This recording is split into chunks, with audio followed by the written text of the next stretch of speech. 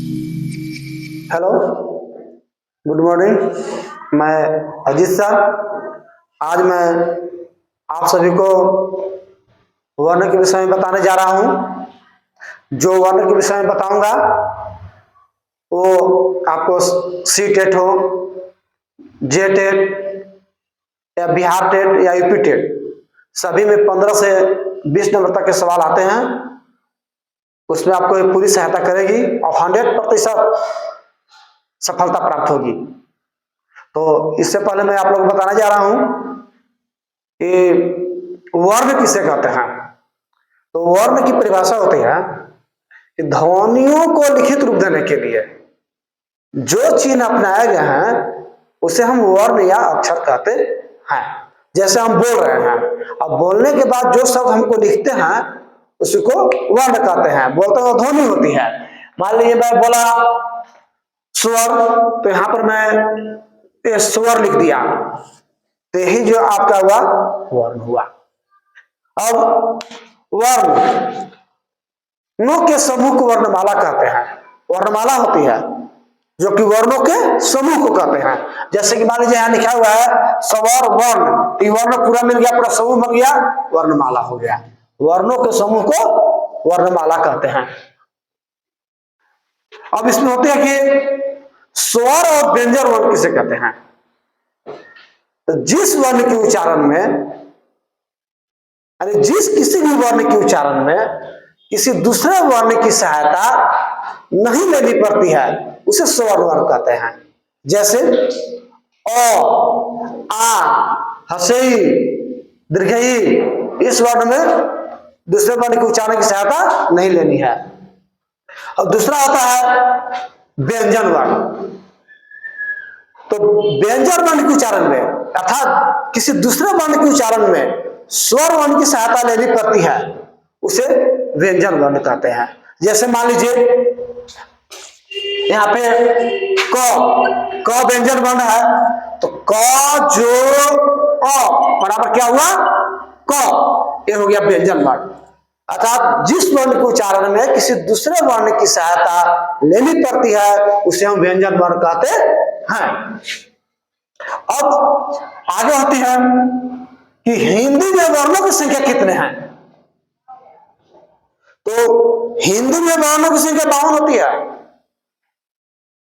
हिंदी में वर्णों की संख्या 52 होती है, जिसमें है स्वर वर्ण, व्यंजन वर्ण, अस्पष्ट व्यंजन, अंतस्थ व्यंजन, उष्ट व्यंजन, संयुक्त व्यंजन और हिंदी के अपने व्यंजन।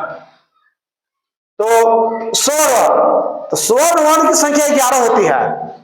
स्वर वर्ण की संख्या 11 होती है।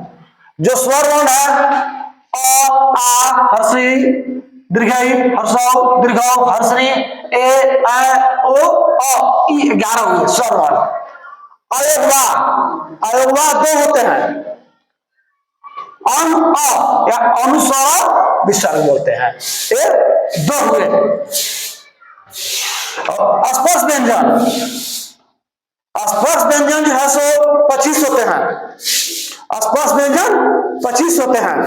जैसे कवर, चवर, टवर, कवर, पवर, ये 25 हुए। क, ख, ग, घ, अंग, च, छ, ज, झ, य, ट, ठ, ड, ढ, मूर्धन्य, त, थ, द, ध, दंतना, प, फ, ब, भ, म, ये सब मिला करके 25 हुए।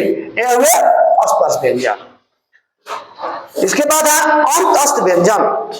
अंतस्थ व्यंजन की संख्या 4 होती है। य, र, ल, व, ये 4 हुए अंतस्थ व्यंजन। उष्ण व्यंजन, उष्ण व्यंजन की संख्या 4 है। तालब स, मूर्धन स, दंत स, ह, ये उष्ण व्यंजन की संख्या 4 हुए। संयुक्त व्यंजन, संयुक्त व्यंजन की संख्या 4 है।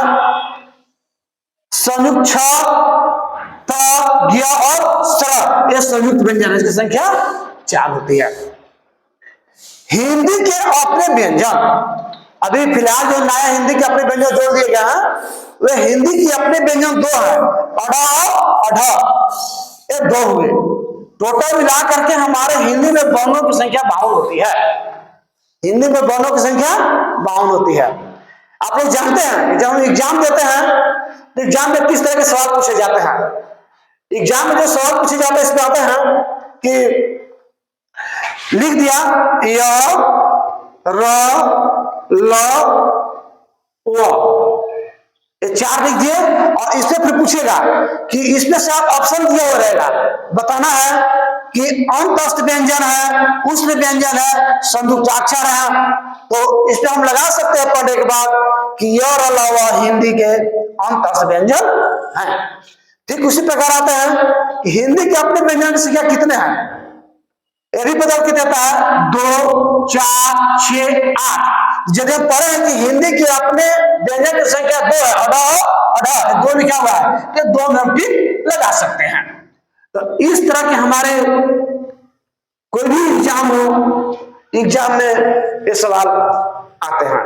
धन्यवाद। और इसके बाद अगला वीडियो में मैं आप लोग को सर्वनाम और विशेषण के विषय में बताऊंगा।